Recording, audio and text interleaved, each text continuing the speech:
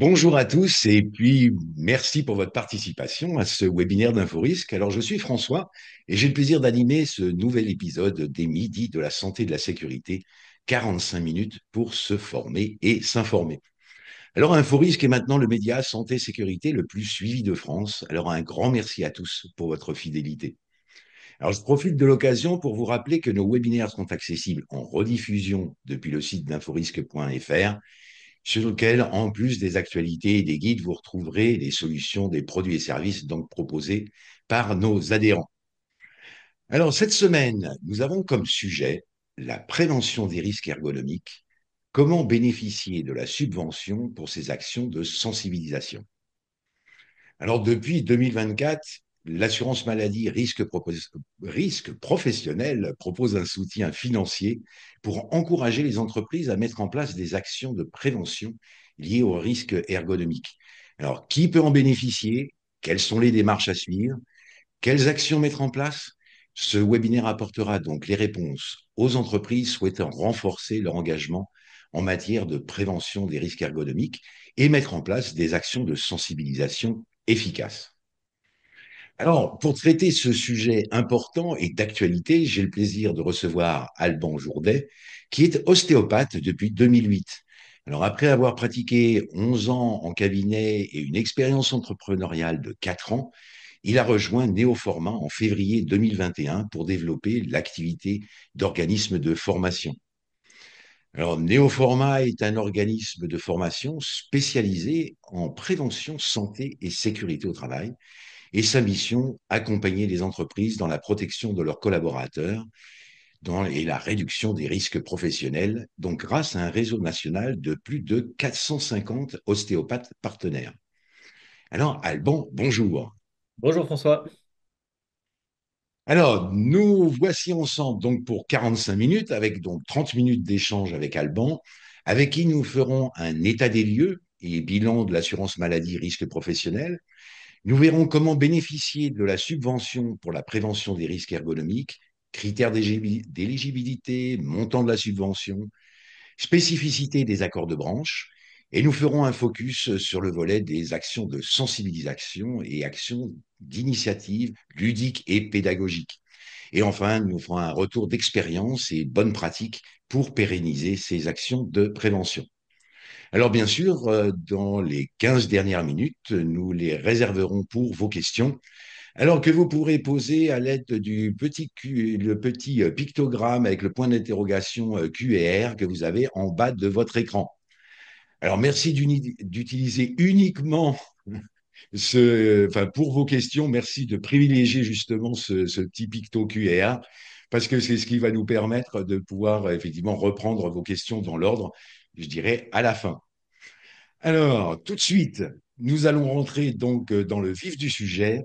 Alban, je vous laisse nous faire donc un état des lieux et un bilan de l'assurance maladie risque professionnel.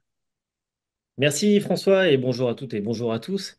Effectivement, c'est un sujet qui est vraiment important parce que déjà il est récent et il part quand même d'un constat, hein, c'est que on se rend compte encore en 2023, et ça c'est les données que nous donne l'assurance maladie sur les risques professionnels, qui continue à y avoir une augmentation justement des arrêts, des accidents, du nombre de maladies professionnelles et du nombre de maladies professionnelles dues au TMS. Voilà, donc on essaye depuis un moment de mettre des choses en place et on voit que c'est quand même pas évident encore de contenir, hein, vraiment cette progression, cette croissance. Et on se rend compte qu'il y a des chiffres qui sont clés, hein, fournis par l'assurance maladie. 50% des accidents sont dus à des situations de manutention. Et on a 13% qui sont dus plutôt à des chutes. Il y a encore 47 434 maladies professionnelles qui sont reconnues. Donc là, c'est pas de l'ordre de l'accident, c'est vraiment des maladies qui sont liées à l'activité professionnelle vraiment à proprement parler. Et une augmentation quand même de 7,3% en un an. Donc c'est quand même hyper important. Parmi toutes ces maladies professionnelles, il y en a énormément qui sont liées justement au TMS. Presque 90% sont liés au TMS. Euh, et donc voilà, donc il y a vraiment ce constat qui est alors je ne vais pas dire alarmant, mais qui est encore assez édifiant pour dire que il y a encore beaucoup trop de maladies professionnelles, beaucoup trop de maladies professionnelles qui sont dues à des sujets, des problèmes de TMS, hein, donc TMS, troubles musculo-squelettiques. Je pense que aujourd'hui Oui. maintenant, ce terme devient assez commun et parle à tout le monde. Et donc, bah, voilà, l'enjeu, c'est d'essayer de voir comment l'enrayer, comment faire en sorte de limiter, déjà limiter sa progression. Et puis, l'idéal, ce serait de faire baisser la courbe, hein. C'est toujours pareil. Peut-être une question, Allemand, parce que dans les maladies professionnelles reconnues, est-ce qu'il y a des maladies qui sont liées, enfin, purement de l'ordre du TMS ou pas?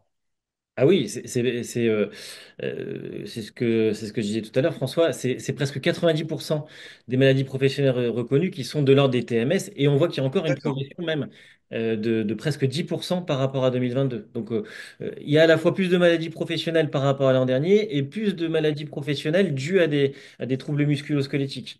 Donc, voilà, c'est pas des indicateurs qui sont si réjouissants que ça. Voilà. Oui, donc c'était pas juste les accidents, c'est vraiment maladie Non, professionnelle. il y OK. a des accidents. Voilà, ça c'est quand on a soit sur le trajet, soit enfin, sur le site professionnel et aussi en télétravail sur les horaires de travail. Un accident qui survient au travail, c'est un accident de travail. Une maladie professionnelle, c'est une maladie qui a pour origine son activité professionnelle. Dans le temps, on a parlé, il y en a encore malheureusement trop, des sujets de l'amiante. Voilà, l'amiante, c'était les cancers qui étaient liés à l'amiante étaient reconnus maladies professionnelles pour toutes ces personnes qui avaient travaillé au contact justement de l'amiante. Voilà. Donc, principalement, on va dire que les TMS surviennent à cause de l'activité professionnelle parce que vous avez une activité manutentionnaire dans le BTP, d'enfants, auprès de patients. Voilà. Et donc, ça va générer des TMS et on fait le lien direct avec le travail, quoi.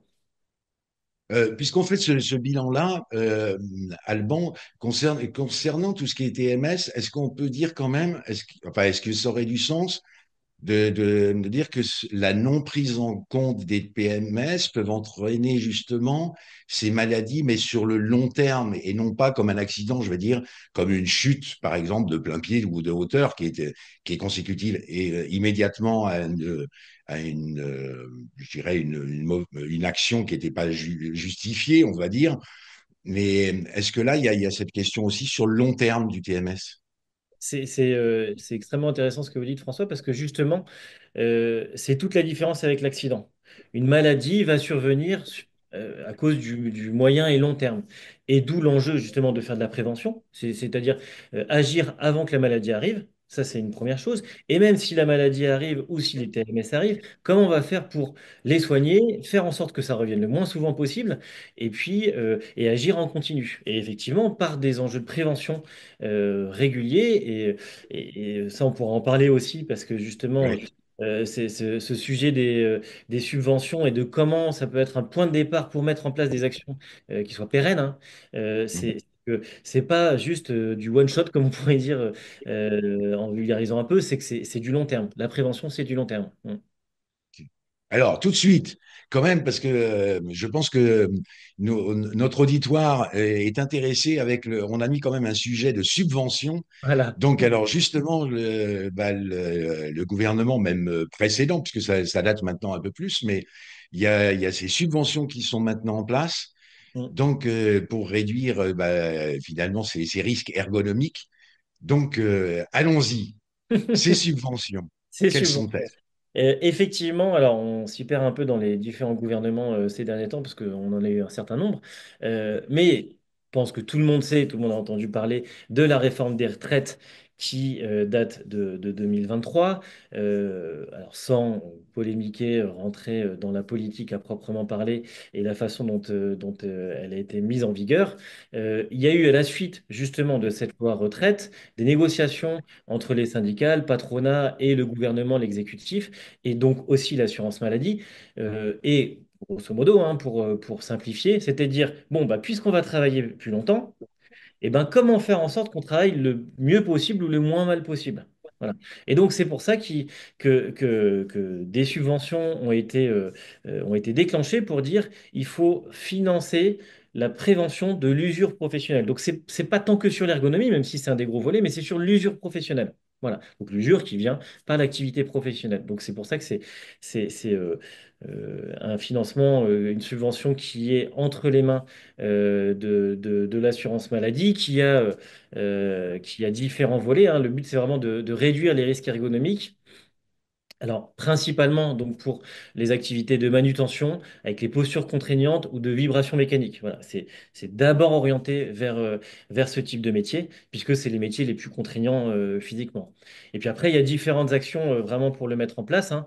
Soit ça va être des aides pour la reconversion professionnelle, pour un collaborateur qui a été usé par son métier. Il y a une partie aussi, on le verra un peu plus tard, qui est confiée justement aux branches, aux conventions collectives, aux branches métiers. Et ce dont on va parler, c'est vraiment les aides directes aux entreprises. C'est-à-dire comment ce fonds, comment cette subvention va aller directement aux entreprises pour que les entreprises aient entre leurs mains la possibilité de mettre en place des actions qui vont prévenir justement cette apparition de TMS, ces troubles ergonomiques, et qui augmentent cette usure professionnelle. Et alors, une petite précision aussi pour nos auditeurs aujourd'hui, c'est que il faut savoir quand même qu'il y a un vrai fonds, c'est-à-dire que il est doté de plusieurs centaines de millions d'euros. Mm. Et ce fonds aujourd'hui est très peu utilisé. C'est-à-dire que aujourd'hui, ne croyez pas au niveau entreprise que comme certaines démarches où il y a une question fastidieuse pour y adopter, enfin y arriver, et puis on arrive toujours à un manque de fonds. Les Ouais. fonds sont là, ils sont bien là. Donc voilà, ce FIPU est vraiment quelque chose qui peut bénéficier aux entreprises. Mais justement, peut-être qu'on peut aller directement peut-être sur nos différents volets de subventions. Voilà. Oui. Alors, effectivement, on va poursuivre, mais vous avez raison, François, c'est très intéressant, c'est que c'est disponible depuis avril 2024, en fait, ce fonds, sauf que, bah, en fait, on en parle vraiment depuis septembre dernier, septembre 2024, et à tel point que c'était vraiment méconnu du monde des entreprises, c'est que on a eu des CARSAT, donc l'assurance maladie, qui sont venus nous voir pour dire comment vous pouvez nous aider justement à utiliser cette enveloppe de fonds, puisque c'est effectivement, c'est près de 250 millions d'euros qui sont alloués à ça. Et donc, on est venu nous chercher en disant, aidez-nous justement à faire en sorte que les entreprises bénéficient de ces subventions. Et donc, sur cette partie, on le voyait là, sur les aides directes en entreprise, il y a encore différents volets, hein. Tout ça est bien, il y a une belle arborescence sur tout ça. Il y a des actions de prévention, donc là, ça va être de la formation, du diagnostic ou de l'équipement. Toute une partie, et ça, je crois que vous aviez fait aussi un webinaire, François, hein, sur ce volet-là Et précédemment. sur les manutentions mécaniques, il y a la partie manutention, enfin sur les produits qui sont, enfin oui, Ouais, les les outils de équipements, quoi. Ouais, c'est ça. Oui, tout à fait, Partie avec les bruits, aménagement de quoi. poste. Il y a une partie Et- aussi, on peut accompagner le cofinancement d'un salaire d'un préventeur, si vous voulez, qui est un préventeur qui vienne dans vos équipes. Et il y a toutes les actions de sensibilisation que nous, on propose chez nos formats et dont on va parler aujourd'hui, qui sont des actions qui sont vraiment dans la sensibilisation de la prévention de l'usure professionnelle autour de ces risques ergonomiques et des troubles musculo-squelettiques et qui vont pouvoir être financés justement dans le cadre de ce FIPU, de ces subventions qui sont allouées. Alors, la façon dont c'est... Ah, pardon, enfin, je vous coupe, Non, François. mais juste une seconde, un petit détail technique. N'hésitez pas quand vous avez la partie questions-réponses. Vous avez aussi les petits boutons, un petit pouce en l'air pour pouvoir voter aussi sur les questions-réponses. N'hésitez pas parce que vous êtes extrêmement nombreux aujourd'hui à être présents. N'hésitez pas, ça va me faciliter aussi la tâche à la fin. Donc, si vous voulez voter pour les questions qui ont été enfin, qui ont été déjà posées, n'hésitez pas à mettre un petit pouce comme ça, voilà, ce qui me fera ressortir les questions voilà, qui ont retenu le plus votre attention pour l'instant. Voilà, ceci étant dit, oui, Alban, qu'est-ce qu'une action de Qu'est-ce qu'une sensibilisation? action? Voilà, donc on se souvient bien, on était vraiment dans cette partie aide directe aux entreprises par des actions de sensibilisation. Et quelles vont être les actions de sensibilisation qui sont concernées justement par cette subvention? Deux choses.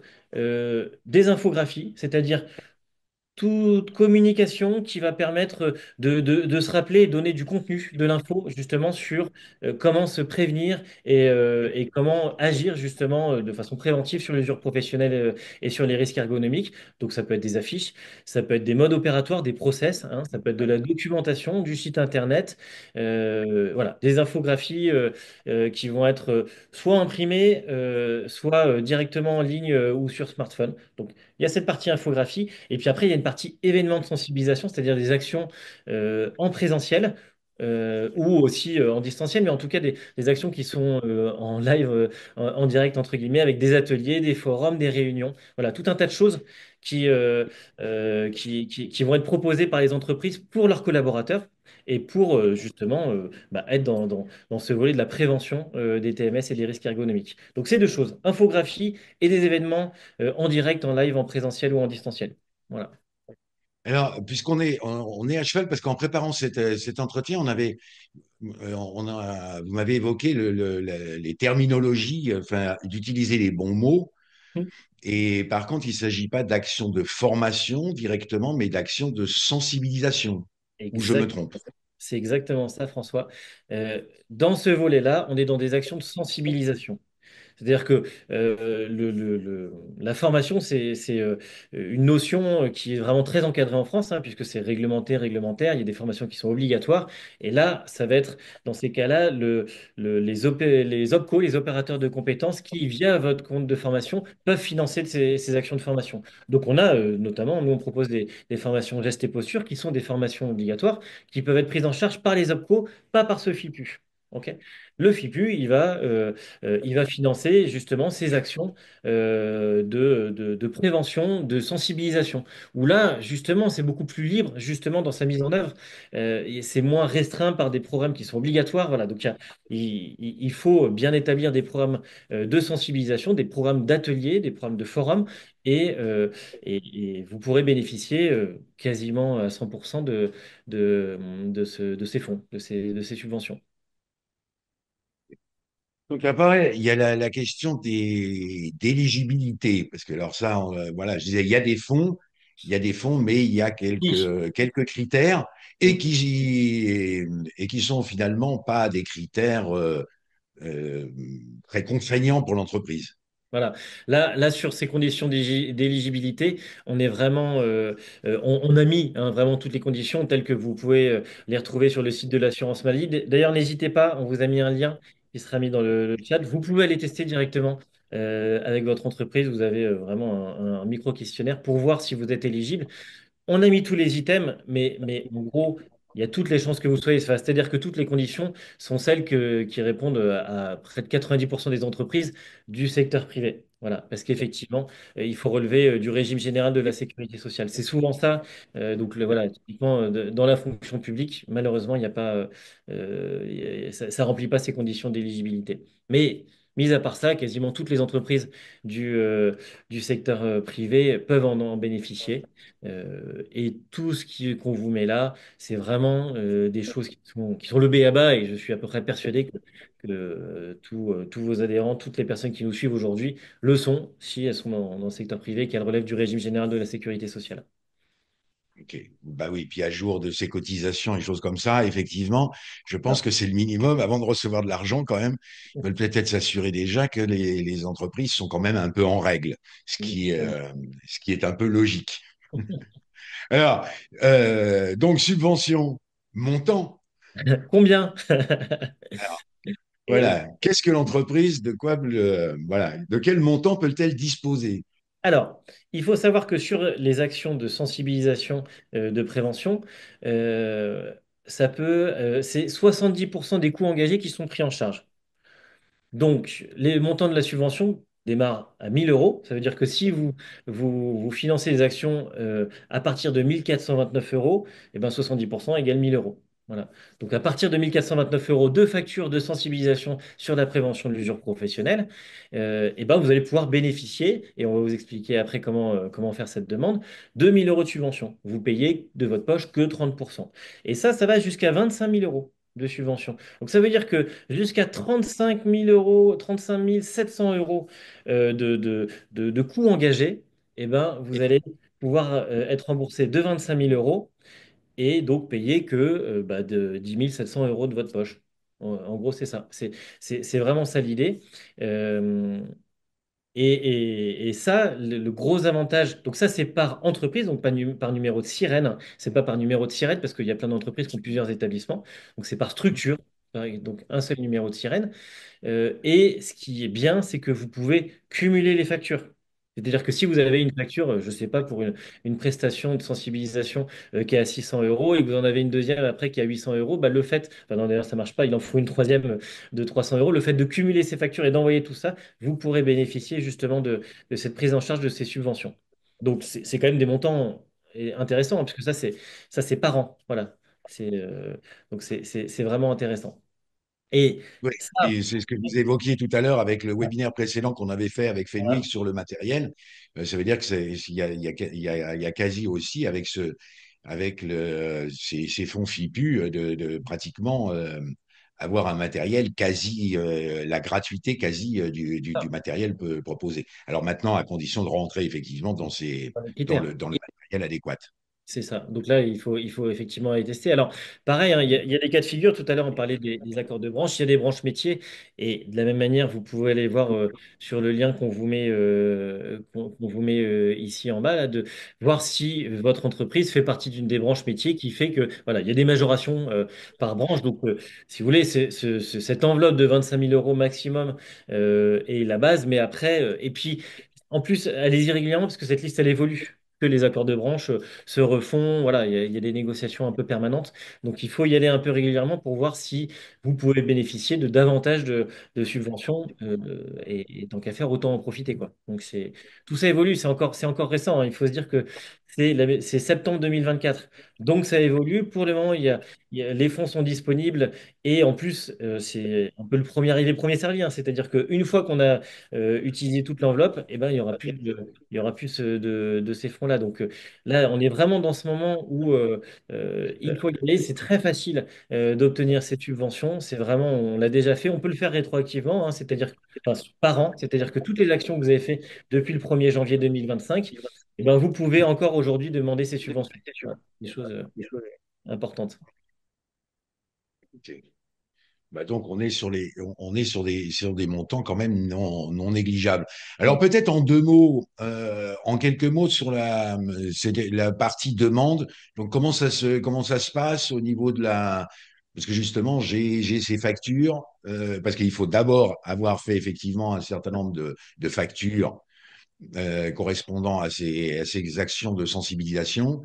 Et après, derrière, en quelques mots, compliqué, pas compliqué, on rentre dans une administration très complexe. Non, non, c'est justement, euh, il faut aussi y aller tant que c'est hyper simple, parce que le risque, c'est que ça devienne plus complexe derrière. Aujourd'hui, ce qu'il faut que l'entreprise envoie, c'est l'attestation URSSAF de moins de 6 mois et un RIB, ce que tout le monde envoie quand vous créez une fiche fournisseur. Oui, La fiche descriptive de l'action, ça, on vous la fournit. OK. Donc, on a fait, nous, des fiches programmes qui collent parfaitement et qu'on a fait valider. Il y a une attestation. Donc, de la même manière, ça, on vous le met aussi le lien et le PDF. C'est vraiment 4 lignes à remplir, hein. C'est hyper, hyper simple. En demandant justement le financement de l'action de sensibilisation. Et puis, il faut que vous demandiez la facture à quitter avec le mode et la date de paiement. OK. Donc, tout ça, vous envoyez ça. Alors, bien sûr, nous, on vous accompagne pour constituer ce dossier, mais c'est des dossiers voilà, qui sont hyper, hyper simples. Et en fait, vous envoyez ça à votre CARSAT, donc l'assurance maladie dans les différents territoires. Et puis, max, dans les 2 mois, vous êtes remboursé. Donc, effectivement, comme vous disiez, hein, François, il faut faire l'action, il faut la payer. Et une fois que ça a été payé, vous êtes remboursé. Alors, c'est eux qui vont instruire les dossiers et qui sont décisionnaires à 100%. Donc, on ne peut pas garantir à 100% que ce soit pris en charge.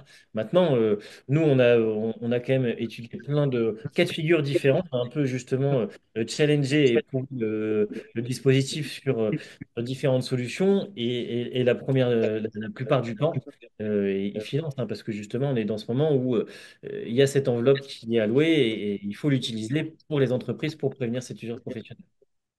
alors, et par contre, donc il y a les solutions, donc oui, vous avez fait un petit slide avec Ouais, les solutions éligibles. c'est ça. Alors, ça, c'est les solutions qu'on propose et qui sont éligibles. Alors, euh, les modules e-learning. Allez, je vais vous couper juste Ouais. une toute petite seconde, Alban. Et surtout, je vois beaucoup de questions arriver dans le chat.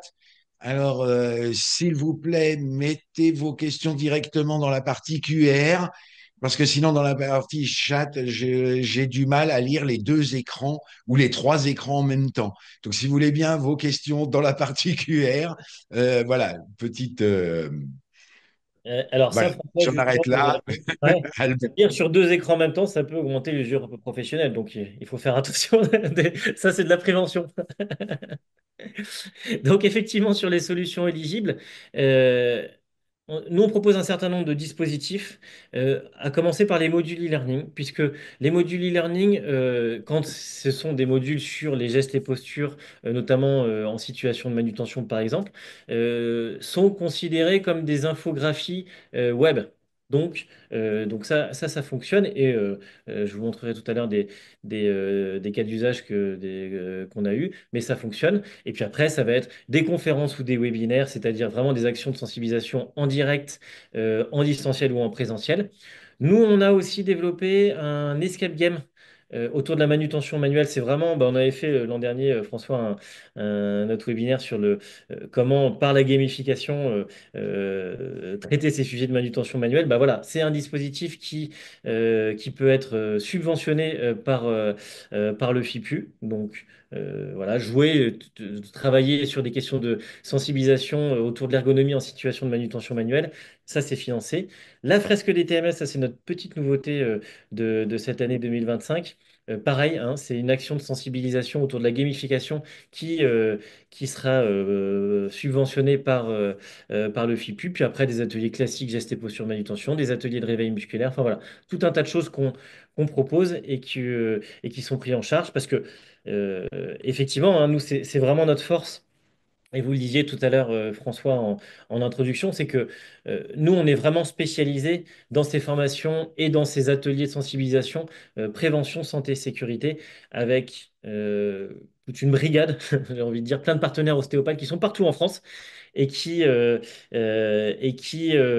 bah, vont agir en notre nom, qu'on va missionner pour intervenir partout en France, avec nos supports, avec notre qualité d'intervention, et sur des ateliers qui vont être bah, aussi bien ludiques et immersifs, et je vous dis dans la gamification, mais surtout pédagogique. Voilà. Nous, on est vraiment dans une pédagogie néo-format où c'est par le jeu, par l'interaction, par le fait qu'on rend chaque apprenant, chaque stagiaire, chaque participant, acteur de son atelier ou de sa formation, qu'il va apprendre. Voilà, c'est vraiment ça, et avec quand même un certain nombre de bons résultats. On parlait tout à l'heure des chiffres de la manutention manuelle ou des troubles musculo-squelettiques. On a mené des études où il y avait moins 70% d'accidents de travail qui étaient liés au TMS, parce que justement, on avait fait un projet pilote sur une centaine de centres et qui avait eu énormément d'amélioration de ce point de vue-là, quoi.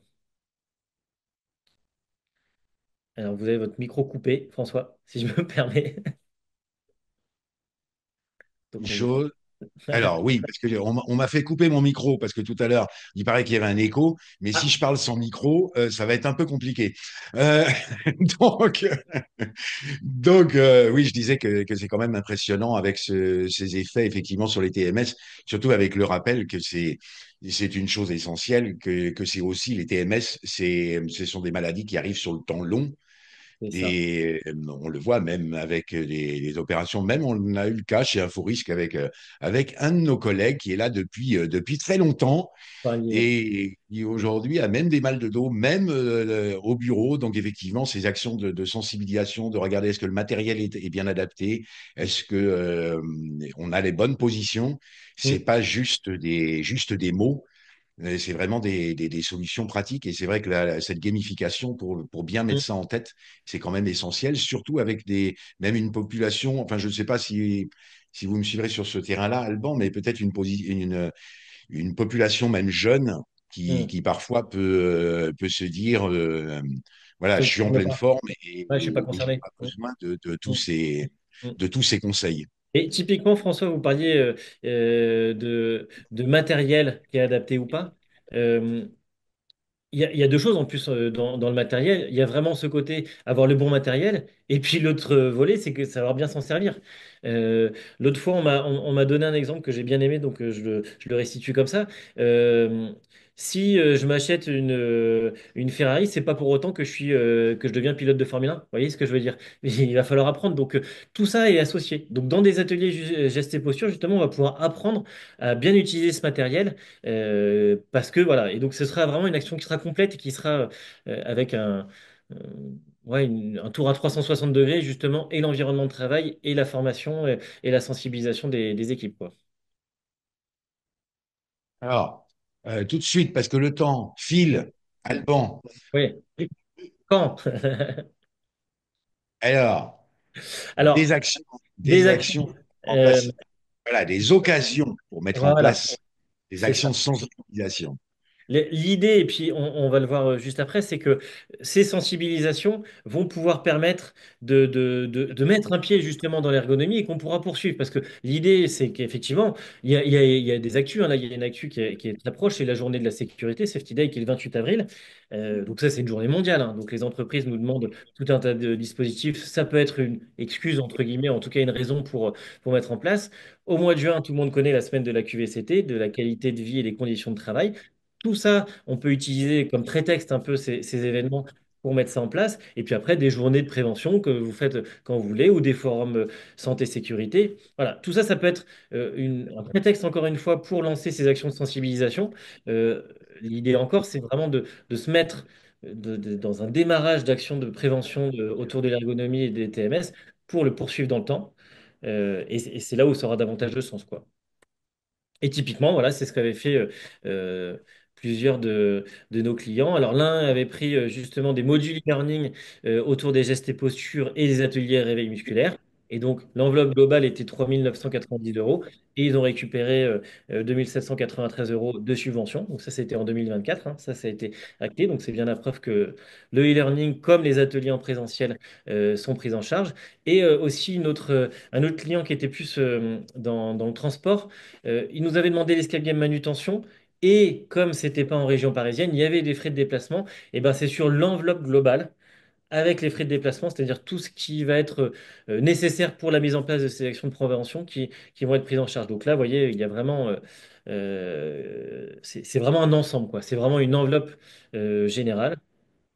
Et puis, comme je vois effectivement que le temps passe vite, l'idée, c'est ce que je disais, c'est que euh, il faut vraiment se saisir de cette nouvelle subvention qui est toute récente et qui est prévue jusqu'en 2027 hein, pour utiliser ces fonds année par année et pourquoi pas après derrière que ce soit une idée de lancement pour qu'après derrière on vienne le pérenniser par des actions complémentaires en digital, en présentiel, par la création aussi d'un plan d'action. Moi, je tiens beaucoup à se dire, on va faire un plan d'action. C'est pas du one shot. On fait pas ça pour se faire plaisir. Je trouve ça très bien hein, de faire la semaine de la QVT ou le Safety Day, mais c'est encore mieux si on le fait toute l'année. Voilà, si on fait une action par mois, si on fait des journées régulières, et pourquoi pas compléter aussi le dispositif après par des formations qui là rentrent dans le cadre réglementaire et qui seront prises en charge par les OPCO. Donc voilà un peu l'idée justement pour retracer tout ça, ce fonctionnement du FIPU, le pourquoi c'est venu, dans quel cadre, comment le mettre en place, qu'est-ce qui est visé et comment nous, on peut vous accompagner justement par ces différentes actions pour vous mettre justement encore plus dans ces actions de sensibilisation autour de l'ergonomie, autour de l'usure professionnelle et autour de la prévention des TMS. Et Oui, voilà, et tant qu'à faire, tant qu'à faire. de ne pas le faire qu'une fois par an, effectivement, Voilà, c'est ça. de C'est pas simplement voilà, fêter la QVCT une fois par an, mais de le bras le corps. vraiment à Et bras vous le verrez que c'est corps un levier en plus cette année. euh, financier aussi, parce que quand je parlais tout à l'heure de 70% d'accidents de travail en moins suite à une opération d'un an sur une centaine de centres versus 400 centres, bah, le levier financier, il est énorme. Hein, parce qu'on sait combien on engage comme frais et on voit combien on récupère derrière, parce qu'un accident de travail, on sait combien ça coûte. Hein, c'est en moyenne à peu près 27 000 euros par an, enfin, par arrêt, quoi. Donc c'est gigantesque. Donc il y a un vrai levier aussi financier. Voilà. Ok. Alors, petite précision avant de passer aux questions-réponses. c'est que vous pourrez retrouver de toute manière tous les liens de téléchargement directement sur le webinaire, donc sur le site d'Inforisque et sur le site d'inforisque.fr, sur la partie événement, quand vous serez logué, vous avez un lien téléchargement et on va mettre la présentation d'aujourd'hui et les différents liens. Vous pourrez les télécharger, y accéder directement. Donc, pas de panique si vous n'avez pas tout noté aujourd'hui. Enfin, ce matin, on va vous les mettre dès cet après-midi, je dirais, dans la page du webinaire. Alors, tout de suite, parce que le temps file, alors, les questions, vous êtes extrêmement nombreux. C'est merveilleux d'être nombreux, mais alors du coup, j'ai beaucoup de questions. Alors, tout de suite, une question de Thibaut. Oui. C'est intéressant de le reprendre dans l'ordre. Alors, attendez, parce que là, du coup, ça me saute à l'écran au fur et à mesure, donc on va essayer de calmer l'écran. Alors, si j'ai bien compris, pour les formations et les préventions, il n'y a que les formations estampillées INRS qui sont prises en charge ou du geste et posture peuvent quand même être prises en charge. Alors là, commencer François par une question très technique. Alors non, c'est pas uniquement les formations INRS. En fait, c'est des formations, dans le cadre vraiment des formations prises en charge par les OPCO, c'est des formations délivrées par des organismes de formation certifiés Calliope. Et donc, c'est pas uniquement INRS. Et de toute façon, ça, c'est pas le dispositif FIPU. Ça, c'est l'autre dispositif par les OPCO, les opérateurs de compétences, où effectivement, les entreprises cotisent. Vous savez, ça a été séparé en deux, hein. Il y a le compte de formation des entreprises et le CPF qui est entre les mains du salarié. Et ben, c'est via ce compte de formation que que les entreprises peuvent récupérer cet argent pour financer des formations obligatoires et les formations gestes et posture effectivement, en font partie. Alors bravo Thibaut, parce que vous avez mis une deuxième question, mais elle est plébiscitée avec plein de pouces. Alors on va y aller. Quels sont les équipements pris en charge? J'ai cru comprendre que les équipements pour le bureau ne fonctionnent pas. Un bureau assis debout, souris ergonomique, siège, etc. Et merci Michel d'avoir mis la petite précision qu'effectivement sur le site Amélie, on trouve la liste des équipements éligibles régulièrement mise à jour. Mais je pense que Alban, ça mérite quand même une petite précision. Oui, en fait, de la même manière que j'expliquais que le focus était mis vraiment pour les métiers avec posture contraignante, beaucoup de manutention manuelle, c'est davantage ce matériel lié à ce type d'activité qui est mis en avant. Alors, je ne connais pas parfaitement la liste du matériel et vous avez bien fait, François, de rappeler la liste qui est sur le site Amélie. Mais non, effectivement, ce matériel n'entre pas dans ce cadre du FIPU, malheureusement. Alors, quand même, une petite précision, Thibault, puisqu'on a eu l'occasion d'évoquer le sujet avec la médecine du travail, dans le cadre d'Inforisque pour un collaborateur. A priori, il faut quand même aller fouiller un peu parce que il y aurait, semble-t-il, quand même un certain nombre d'aides, par exemple pour des aménagements de poste. Donc, il y a quand même des solutions possibles qui sont a priori possibles, mais pas dans le cadre du FIPU. Voilà, c'est ça, c'est-à-dire Voilà. que ce que vous évoquez, François, c'est pour un collaborateur, pour un cas particulier, via la médecine du travail, on peut aller chercher des subventions dans le cadre de RQTH, voilà, de l'aide aux travailleurs handicapés, mais ça rentre pas dans le dispositif IPU à proprement parler. Donc on pourra pas le faire pour un grand ensemble, quoi. On peut pas équiper un plateau d'open space, malheureusement ça rentre pas. Peut-être un jour, on verra. Dommage. Dommage. Euh, une question de Florent. Donc, une formation geste et posture est-elle éligible? Oui. Oui, comme je viens de le dire. Mais encore une fois, ça, c'est via le volet formation, mais pas via le FIPU. Donc, formation C'est euh, clarifié. obligatoire, réglementaire, OPCO. OK? Ok. Atelier de sensibilisation, prévention des TMS, FIPU, tout simplement. Mais oui, les Alors, formations, bien sûr, c'est éligible. Tout à fait. voilà. Mais je prends les questions les plus votées. Donc, je vous les redonne dans l'ordre, Alban, hein. Donc, nos actions réalisées lors de journées santé-sécurité peuvent-elles être prises en charge? Vincent, une question de Vincent. Alors, pardon, excusez-moi, j'ai pas. Redites-moi les volets 2. Nos actions réalisées lors de journées santé-sécurité Oui. peuvent-elles prises en charge? A priori, si on est sur des actions de prévention des TMS, a priori, oui. Et c'est rétroactif, nécessairement.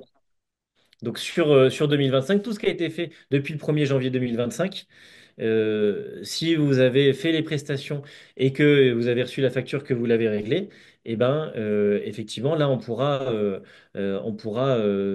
ça pourra être financé par ce dispositif. Sur, selon en plus la méthode qu'on a montrée tout à l'heure, hein, c'est-à-dire il faut fournir l'attestation URSSAF, il faut fournir la bonne fiche programme, donc il faut demander au prestataire de la fournir, il faut envoyer l'attestation, etc. Il y a ces 3-4 documents à envoyer. Ok. Alors ensuite, on a une question d'Aurélie qui nous dit, donc les RPS sont très larges, les formations sur le harcèlement, discrimination entrent-elles dans ces subventions? Non, ça, les RPS, non, puisque c'est pas considéré dans RPS. le dispositif par de l'usure professionnelle. Donc non, ça c'est encore autre chose. Mais bon, là, 2025, c'est la grande cause nationale 2025 étant la santé mentale. On peut espérer, imaginer qu'il y aura peut-être des choses équivalentes pour les risques psychosociaux. Ça, c'est pas impossible. Alors, une question d'Aurélie. Les formations sur les équipements, CACES, habilitation électrique, sécurité routière entrent-elles aussi dans ces subventions? Là, Non. je vous vois cliner de... Non, encore une fois, pas les formations, pas de formation, mais la partie prévention. Oui, et puis en plus, pas sur ces Sensibilisation. sujets. Pas sur ces sujets de la sécurité. On est vraiment sur les sujets de l'ergonomie, là, dans ce cadre-là. Alors, c'est une question d'Angélique. Sachant que 50% des TMS sont liés au RPS, des sensibilisations RPS peuvent-elles être prises en charge pour le FIPU? Non, On a non. déjà répondu là-dessus. Je fais Mathieu. Je travaille dans le domaine de l'eau et de l'assainissement. Exemple pour un safety day. Coût total 10 000 euros. Prise en charge 8 500 euros. C'est bien ça. Je Alors, pense. c'est possible que oui, parce que je crois que oui, selon les branches métiers. Je crois que dans ce cadre-là, c'est 85%. Qui vérifiez, Mathieu, sur le petit lien qu'on a envoyé sur la ligne effectivement de la branche métier. Et puis, de toute façon, on partagera le document, hein, donc, vous pourrez aller vérifier. Mais a priori, oui, c'est ça. Je crois que sur l'eau et l'assainissement, c'est 85%. Donc, 10 000 égale 8 500 euros de remboursé, quoi. Alors, comme j'ai brimé Angélique tout à l'heure, on va leur remettre une autre question d'Angélique. Une sensibilisation à l'ergonomie peut-elle être prise en charge? Oui. Et comment être sûr de la prise en charge en fonction de l'action? Eh Ah ben, oui. demandez-nous. Demandez-nous, parce on a déjà bien, enfin, bien creusé justement le dispositif auprès des différentes CARSAT. Et puis après, voilà, vous pouvez vous rapprocher aussi de votre CARSAT de votre région. Ça, c'est possible. Mais a priori, ce sera pris en charge si le dossier est bien constitué. Mais vous avez vu que c'était très simple. Et si on est vraiment dans une action autour des manutentions, autour de ce genre de choses, oui, il y a pas de raison que ce soit pas pris en charge. Alors, c'est pas une question, mais une petite remarque de Slimane, et merci pour cela. Il existe une aide financière pour les RPS, subvention réservée aux TPE, accessible sur le site des CARSAT. Je connais pas, enfin, valider l'information, mais Mm. donc, a priori, ça existe pour des TPE. Merci, Mm. Slimane. Alors, Valérie, si on fait une formation, alors, si on fait une formation de formateur PRAP par un organisme Calliope, peut-on obtenir le remboursement, sachant que la formation a eu lieu en novembre et décembre? Merci. Alors non, parce que c'était en 2024. Et puis parce que alors là, on aurait Ouais. pu avoir une prise en charge via le volet formation. C'était la slide qu'on voyait au début, pas sur le volet action de sensibilisation, mais sur le volet formation matériel, etc. Mais le problème, c'est que c'était en 2024. Et donc ça, il aurait fallu le faire avant. Alors, Nathalie qui nous demande si les exosquelettes. Alors, attendez, parce que les questions arrivent en même temps, on ne bouge plus, parce que sans ça, je ne peux plus lire 4 lignes en même temps. Alors, c'est perdu, c'est remonté dans le fil. Pardon. Alors, attendez, je vais essayer de remonter. Désolé, mais il y a plus de 45 questions dans le déroulé. Et quand il y en a une autre qui arrive, c'est le petit problème technique, c'est que tout me remonte d'un seul coup à l'écran. Donc, il faut que je rescrolle dans l'ensemble. Donc, la question d'Arnaud, c'était bah, finalement la subvention des aménagements mis en 2024, enfin les Hmm. subventions sur les choses qui sont en 2024, non, puisque effectivement, c'est du 2024, c'est pas 2025, c'est loupé. Alors, Aurélie nous demande, lorsque les entreprises fonctionnent par subrogation de paiement par l'OPCO, peut-on tout de même demander la subvention? Non, parce que c'est C'est là, la c'est somme via les collectée formations. C'est via par les options. l'entreprise, mais la facture est au nom de l'OPCO. Hmm. Alors, encore une fois, c'est vrai que c'est pas simple, hein, c'est l'administratif français. Si on est dans le cadre des volets du volet de la formation, là, ce sera uniquement les OPCO. Donc, il n'y aura pas une double prise en charge. Ça, c'est pas possible. Donc, une demande de subrogation avec la facture qui est par l'OPCO, ça n'entre pas en considération par le FIPU. C'est pas pris en charge par le FIPU. Alors, Sandrine qui nous Paquet demande, formation et sensibilisation, c'est la petite gymnastique intellectuelle qui n'est pas évidente. ouais, c'est pas les mêmes bourses, c'est pas les mêmes bourses, c'est pas les mêmes finalités. Exactement. Une question de Sandrine, une sensibilisation avec de la réalité virtuelle rentre-t-elle dans les aides FIBU? A priori, oui. A priori, oui, puisque c'est du présentiel, c'est une action de sensibilisation, donc il n'y a pas de raison que ça ne rentre pas dedans. Et c'est ce que vous proposez d'ailleurs. Alors, nous, c'est plutôt avec du e-learning. Oui, Mais, oui, learning. mais Voilà. voilà, ouais, c'est ça. Oui, on n'est pas réalité virtuelle, pardon. Voilà. Alors, Fabienne nous demande quelle différence entre atelier geste et posture et formation geste et posture. Ah bah, c'est le format. Une formation geste et posture, on répond à un cadre légal. C'est des formations pour des plus petits groupes et sur des durées de 4 heures ou 7 heures. Les ateliers, c'est des formats qui sont très pratiques, beaucoup plus courts, d'1 heure, et sur un nombre de personnes qui va jusqu'à 15 personnes. Donc c'est une question de format, hein. Ok, C'est une mise en application réduite, entre guillemets, condensée de la formation en atelier. ok. Alors, Catherine qui nous demande est-ce que les actions de sensibilisation dans le cadre d'une mutuelle sont-ils éligibles pour la subvention car nos collaborateurs ont des TMS liés aux postures de contrainte, être assis longtemps. Ça, c'est un grand débat que nous avons eu à Alban ensemble sur la question de mais pourquoi effectivement, le personnel qui est assis peut effectivement souffrir de TMS et ils sont aussi fréquents. Mais je vous laisse Bah, alors, répondre à la moi question. aussi, hein, je suis d'accord avec vous. Il y a beaucoup de TMS qui surviennent parce que par la sédentarité, hein, ça, on en avait parlé, François. Euh, Maintenant, ils ont voulu orienter pour des métiers. Alors, encore une fois, c'était pas le cas au démarrage de cette subvention. Ça a évolué, ça peut encore évoluer. Mais au départ, c'était vraiment ouvert à tous. Maintenant, ils essayent de restreindre un peu sur ces situations de manutention. C'est des discussions qui évoluent, en fait. Et ils ont jugé que bah, ils étaient plus à risque en fait quand il y avait des postures contraignantes. Alors quand on dit posture contraignante, c'est dans le cadre de l'industrie ou du BTP par exemple. Voilà, c'est des positions maintenues, prolongées, à portée, et c'est ça qu'on appelle posture contraignante. C'est pas tant devant un ordinateur. Mais bon, voilà, ça encore une fois, c'est les pouvoirs publics qui décident de ça et c'est l'assurance maladie qui discute de ça, quoi. Alors, il y a quand même une chose pour répondre en écho à Catherine et la discussion que j'ai eue avec Alban à ce sujet-là. D'où l'intérêt quand même d'avoir des actions de sensibilisation parce que bah, Alban, avec son expérience effectivement d'ostéo, il saura quand même prévenir et donner quand même justement sensibiliser à ces actions, aux bonnes postures. Et justement, avant d'arriver à ces problèmes de contrainte d'être assis longtemps, il y a quand même des méthodes. Bon, c'est pas le sujet du Hmm. webinaire d'aujourd'hui, mais c'est aussi tout l'intérêt de ces actions de sensibilisation, n'est-ce pas, Alban? C'est ça, et c'est vrai qu'il y a un nouveau courant, entre guillemets, qui existe, qui dit sitting is the new smoking, c'est rester assis, c'est équivalent à si vous fumiez, parce qu'on se rend compte qu'en fait, il y a les mêmes pathologies qui arrivent, c'est des maladies cardiovasculaires, des problèmes de respiration, voilà. La sédentarité, on se rend de plus en plus compte que c'est très mauvais pour la santé, et la sédentarité, on la retrouve beaucoup plus dans le monde du travail, chez les personnes qui sont du secteur tertiaire, des fonctions support qui travaillent à peu près 8 heures par jour devant leur écran. Donc effectivement, là, on retrouve de plus en plus de pathologies qui sont liées à ça et c'est un peu une bombe à retardement, quoi. Oui, parce que ça peut arriver 10 ans après ou 15 ans après, 20 ans après. On OK. peut se faire une hernie discale juste en étant assis à son bureau, en restant assis à son bureau. C'est fou, mais c'est comme ça. Alors, une question de Nadia qui nous demande est-ce que les exosquelettes pour les membres supérieurs peuvent bénéficier du FIPU?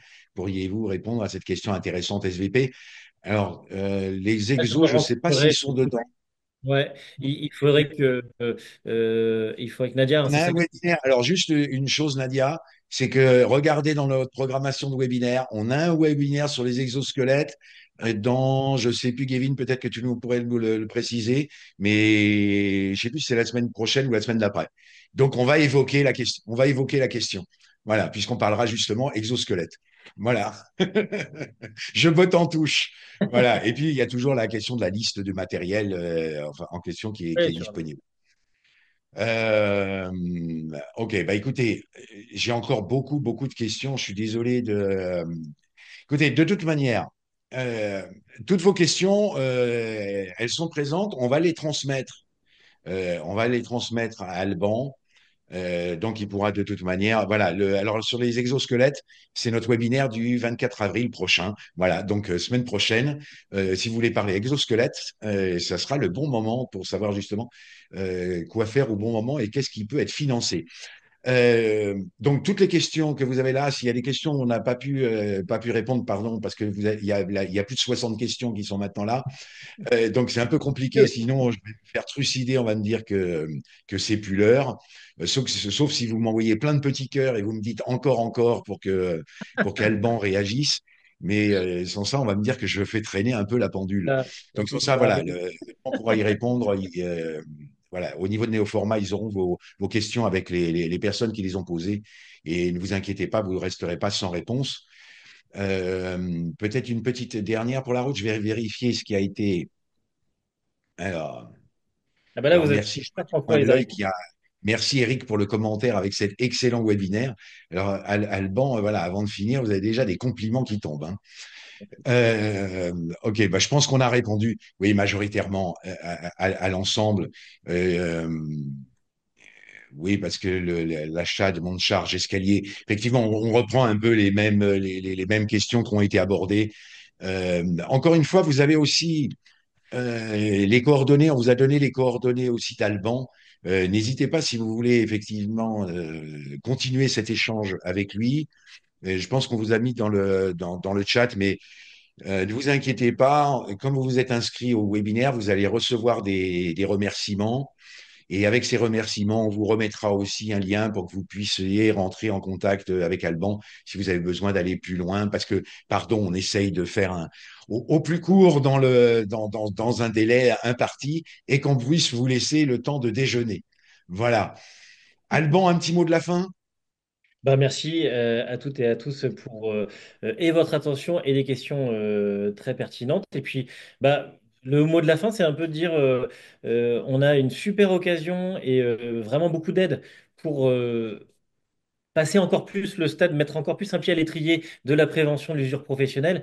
Et là, maintenant, c'est à vous de vous en saisir. Là, il faut vraiment faire ça parce que, comme toutes les subventions, on ne sait pas combien de temps ça va durer. Donc, voilà, là, il y a un moment, c'est hyper simple. Donc, voilà, n'hésitez pas à nous poser la question, à l'utiliser et puis à prendre soin de vos équipes, de vos collaborateurs pour qu'ils prennent soin de votre entreprise. Voilà, qui est bien dit. Bon, en tout cas, voilà. Merci à tous. Et puis, eh bien, comme d'habitude, inforisque.fr, vous aurez tout normalement les éléments. Puis, bah, n'oubliez pas, voilà, on a une programmation qui est large. Et concernant finalement bah, n'hésitez pas de contacter Néoformat pour ces actions-là. C'est vraiment rentable. C'est vrai qu'on parle un peu d'argent alors qu'on parle de sécurité, de santé et de sécurité. Mais effectivement, il faut vraiment pas s'en priver d'avoir ces actions-là, parce que d'ailleurs, ça coûte cher, ça coûte vraiment très cher de réparer un corps abîmé, hein. Je pense que ça coûte cher. Donc, bon, Ça ça coûte vaut cher bien et puis quelques c'est pas milliers d'euros. satisfaisant en plus. Parce que on n'a pas envie que nos collègues se fassent mal. Et c'est quand C'est même. ça, c'est l'essentiel. Bon, eh bien, écoutez, merci, un immense merci, Alban. voilà, pour Merci. la richesse de ce webinaire. Et encore merci à tous pour votre participation et à très vite avec inforisque.fr. À bientôt. Au revoir.